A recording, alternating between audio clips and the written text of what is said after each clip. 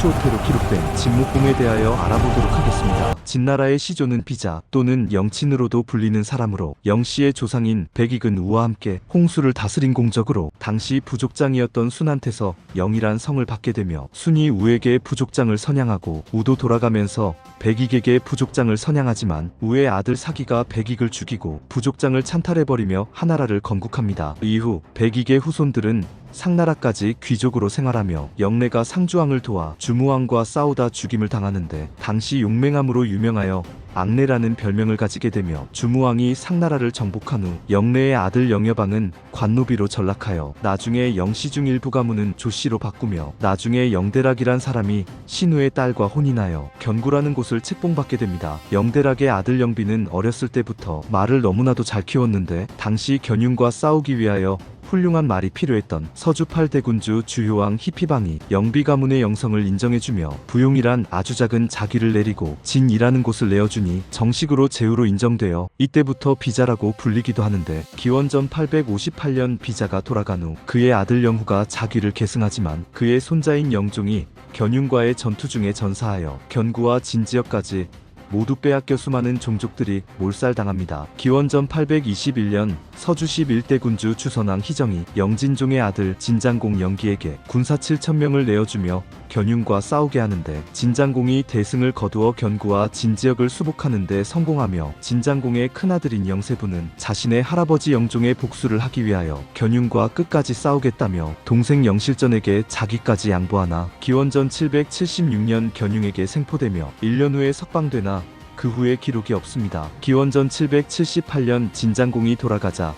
영실전이 자귀를 계승하니 영실전이 진나라 6대 제후인 진양공이며 기원전 771년 신우가 견윤을 끌어들여 서주 12대군주 주유왕을 죽이고 서주를 멸망시키자 진양공이 주평왕 희이구를 호위하여 나급에 도착하여 동주의 시작을 알리는데 이공적으로 인정받아 진양공은 백작이란 자기와 함께 기산 서쪽의 모든 영토를 책봉받습니다. 주평왕이 진양공에게 기산 서쪽의 영토를 책봉하였지만 당시 서쪽은 견윤이 장악하고 있고 중원지역에선 진나라와 정나라의 세력이 워낙 강하여 진나라는 생존을 위하여 13대 제후인 진성공 영제까지 끝없이 견윤과 싸워야 했으며 그 결과 수많은 영지를 확장하는 데 성공합니다. 진과 진이 한글 발음상 같기 때문에 이제부터 진은 중국어 발음 그대로 친으로 발음하겠습니다. 기원전 660년 친성공이 돌아가며 그에겐 7명의 아들이 있었으나 모두 나이가 어려 친성공의 동생인 영이모가 자귀를 계승하니 영이모가 친나라 14대 군주인 친목공이며 기원전 656년 친목공은 진나라 19대 제후 진원공의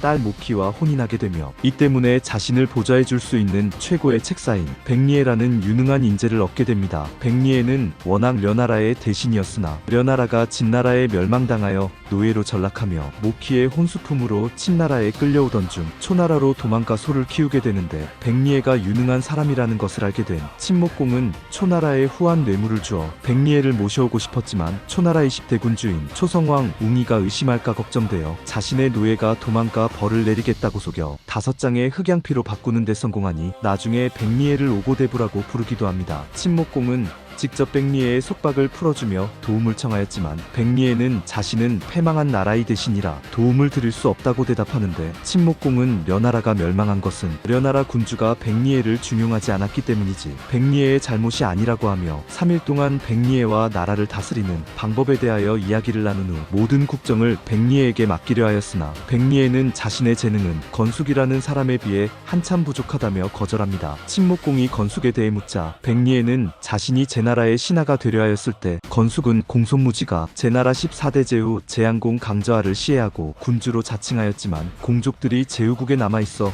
위험하다고 반대하여 나중에 제나라에 내전이 발생하였을 때 목숨을 구하였고 다시 동주 4대 군주 주리왕 희오제의 동생 희퇴의 신하가 되려 하였을 때에도 건숙이 희퇴의 재능이 부족하여 주위에 환심을 사려고 노력하는 사람들만 중용하니 의탁할 만한 인물이 되지 않는다며 반대하니 나중에 희퇴의 반란에 연루되지 않아 죽임을 당하지 않았으며 마지막으로 자신이 려나라의 대신이 되겠다고 하였을 때에도 건숙은 려나라 군주는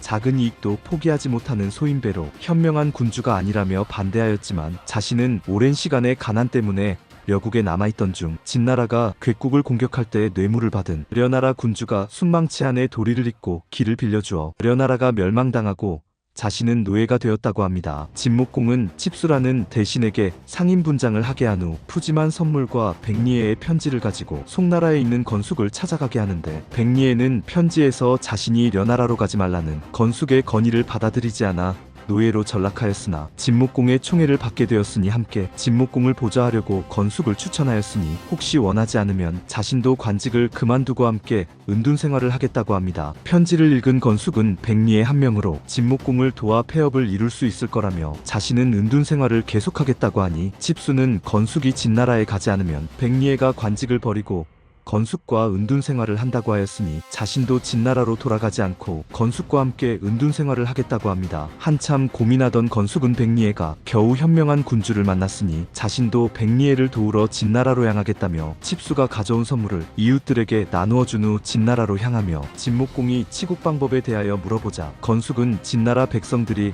견융과 어울려 살다 보니 예의와 법률을 모르니 법의 위험을 가르쳐 명예와 치욕에 대해 알려주어 국가의 기반을 갖추고 주변의 소수민족을 평정한 후 중원의 변화를 기다리면 폐업을 완성할 수 있다고 합니다. 진목공이 폐업을 완성하려면 군주는 무엇을 갖추어야 하냐고 묻자 건숙은 군주는 신의를 중히 여기고 작은 이익에 탐내지 말고 화를 억누르고 충동하지 말아야 하며 조급해하지 말아야 한다고 하니, 진목공은 건숙에게 탐복하며 백리애와 함께 국상으로 책봉하는데, 당시 백리애와 건숙의 나이는 70세가 넘었으나 이들은 자신의 지략으로 진나라를 강한 나라로 발전시킵니다. 이제부터 진과 진이 한글 발음이 같기 때문에 이제부터 진은 중국어 발음 그대로 친으로 발음하겠습니다. 기원전 651년 진나라에서 려이의 아들이 군주의 옥립된 후로 내란이 발생하는데, 친목공은 이후를 진나라 제후로 즉위하게 도와주고 진나라에 재해가 들었을 때 식량까지 보내지만 진나라 20대제 후 진해공 이후는 친목공에게 하였던 약속을 지키지 않고 친나라에 재해가 들었을 때 공격까지 하자 친목공은 한원전쟁에서 진해공을 생포한 후 처형해버리려 하였으나 동주 6대 군주 주양왕과 자신의 부인 모키가 사정하여 진해공을 풀어주며, 진해공의 아들 희여가 자신이 시집보낸 공족의 딸인 회영을 버리고 진나라로 도망가버리자 화가 난 친목공은 기원전 636년 중일을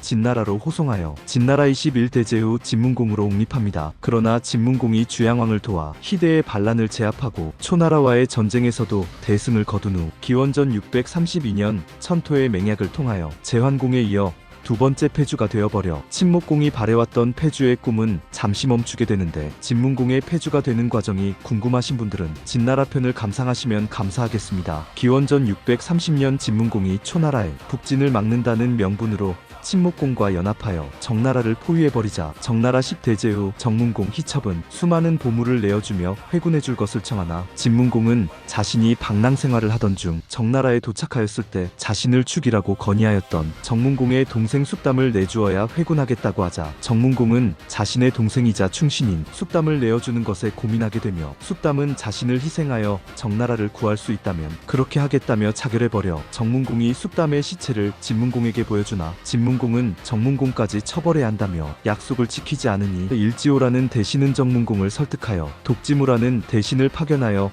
친목공을 설득하게 합니다. 독지무는 홀로 친목공을 만나 정나라는 친나라와 마주하지 않아 정나라를 멸망시키더라도 친나라에는 아무런 득이 되지 않고, 진해공이 정문공과의 약속을 지키지 않았던 것처럼 진나라가 정나라를 흡수하여 동방의 방어를 강화한 후 서쪽으로 진격하면 친나라에 해가 될 수 있으니 친목공이 회군하여 정나라를 보존할 수 있게 하여준다면 진나라의 확장을 막을 수 있고, 나중에 친나라의 사신들이 동방으로 향할 때마다 정나라에서 모든 것을 내어주겠다고 약속하니, 친목공은 정문공과 맹약을 체결하고 친나라 장수인 기자 봉손, 양손을 정나라에 남겨두어 정나라의 수성을 도와주게 한 후 홀로 회군해버립니다. 기원전 628년 정나라 10대제 후 정문공 희첩과 진문공이 연이어 돌아가자 정나라의 수비를 도와주던 친나라의 장수 기자는 자신들이 정나라 도읍의 성문을 관리하니 언제라도 정나라의 도읍 신정을 습격하면 바로 점령할 수 있다는 밀서를 보내오니, 친목공은 바로 군사를 파견하기로 합니다. 백리애와 건숙은 정나라와의 거리가 멀어 습격하기 힘들다고 반대하지만 진목공은 받아들이지 않고 백리애의 아들 맹명씨와 건숙의 아들인 서기술 백을병에게 군사를 내어주며 정나라를 공격하게 하니, 출정하는 날 백리애와 건숙이 군사들을 향해 울음을 터뜨리자 친목공이 화를 내는데, 백리애와 건숙은 자신들은 아들이 돌아오는 걸 볼 수 없을 것 같다며 효산이란 곳에서 조심하라고 당부합니다. 기원전 627년 친나라의 군사가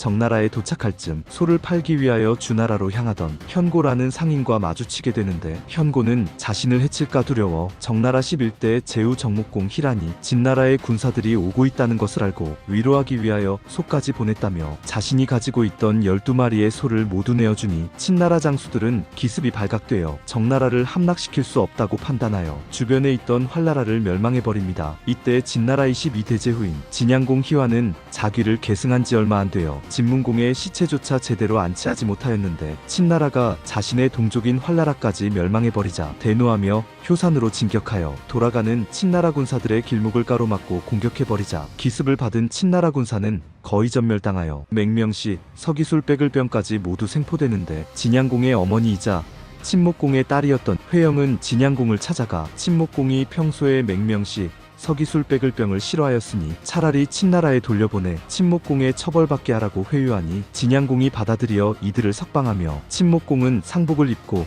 3명의 장수를 맞이하며 자신이 백리애와 건숙의 건의를 받아들이지 않아 장수들이 굴욕을 보게 하였다고 눈물까지 흘리며 백리애와 건숙에게 잘못을 빕니다. 나중에도 맹명시가 또 한 번 팽하해서 진나라에 대패하였음에도 친목공은 계속하여 맹명시를 중용하여 기원전 624년 맹명시는 죽을 각오로 싸워 진나라의 왕관과 호를 정복하며 효산의 복수에 성공합니다. 백리애는 강한 진나라 때문에 더 이상 동쪽으로 진격하기 힘들다고 판단하여 서쪽으로 진격하라고 건의하는데, 마침 친나라를 주시하던 서용에서도 유여라는 사람을 파견하여 친나라의 상황을 알아보게 합니다. 유여는 서주 11대 군주 주여방 희유신의 후대로 기원전 750년 동주일 대군주 주평왕을 지지하던 진나라 11대 제후 진문우 희구가 주여방을 죽여버리자 후대들이 흩어져 융족들과 어울려 살게 된 인물이며, 친목공은 여유가 왕족인데라 그의 재능까지 알아보고 중용하려 하였지만 여유가 끝까지 거부하자 내사료라는 대신은 먼저 서용의 부족장들에게 미녀와 악공을 보내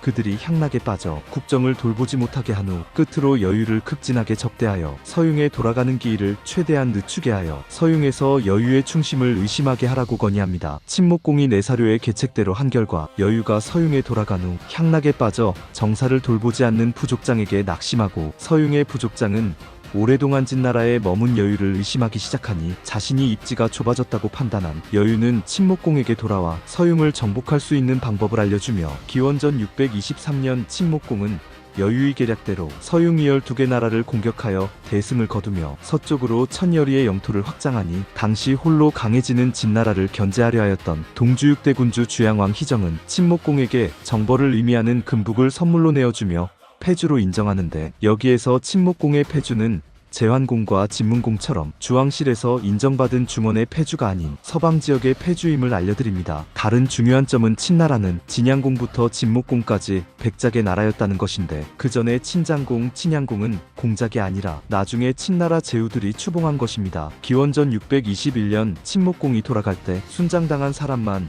177명이었으며 이 중에는 수많은 인재와 장수들도 있었으니 친나라 사람들은 안타까워 이들을 위하여 애도하며, 진목공의 아들인 영행이 자기를 계승하니 10대 제후 친강공이며, 친목공이 돌아갈 당시 수많은 인재를 순장시켜서인 친강공은 진나라와의 싸움에서 여러 번 패배하며 기원전 361년 친나라 31대 제후인 진유공이 재위하기 전까지 300여 년 동안 친나라의 제후들은 별다른 업적을 이루지 못합니다. 다음화부터 순자에서 춘추호패로 기록된 오왕합녀에 대하여 알아보도록 하겠습니다. 여러분들의 구독과 좋아요는 항상 저에게 가장 큰 힘과 용기가 되어줍니다.